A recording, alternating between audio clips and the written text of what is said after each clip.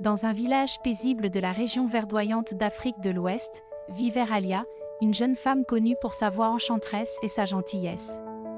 Sa famille, bien que modeste, était aimée et respectée au sein de la communauté. Ralia passait ses journées à aider sa famille et à chanter pour les villageois, ses mélodies apportant réconfort et joie à tous. Un jour, alors qu'elle était chargée de ramasser du bois de chauffage dans la forêt dense qui entourait leur village, Ralia se perdit. La forêt était immense et mystérieuse, parsemée de vieux arbres aux racines entrelacées et de broussailles épaisses.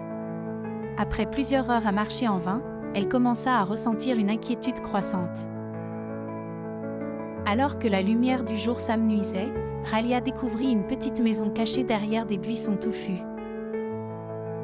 La vieille sorcière Nimba, qui vivait seule dans cette maison reculée, accueillit Ralia avec une curiosité étrange.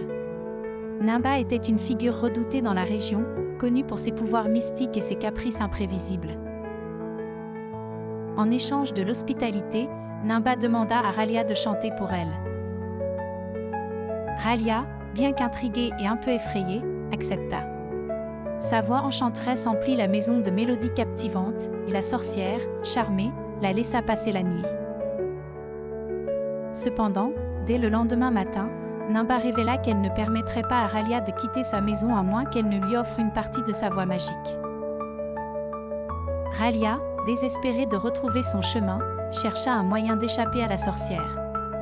Avec ruse, elle usa de son charme pour distraire Nimba et trouva une occasion de fuir.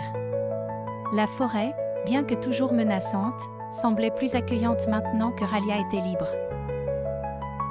Elle erra pendant plusieurs jours, perdue mais déterminée à retrouver son village. Un jour, alors qu'elle était au bord de l'épuisement, elle rencontra Kofi, un chasseur du village voisin, qui était en expédition dans la forêt.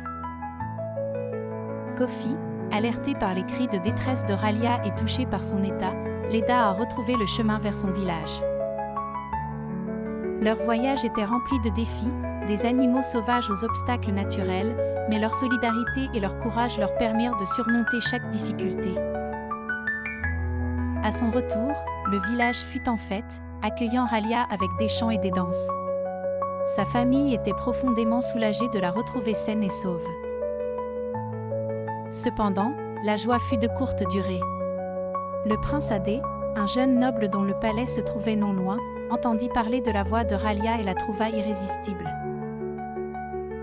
Fasciné par ses talents, il ordonna son enlèvement pour l'amener au palais, espérant que sa musique embellirait ses soirées royales. Ralia fut capturée et amenée au palais, où elle se trouva entourée de luxe et de splendeur, mais aussi d'une solitude écrasante. La vie au palais était luxueuse mais monotone, et elle se sentait emprisonnée. Malgré cela, elle ne perdit pas espoir et chercha des moyens pour regagner sa liberté.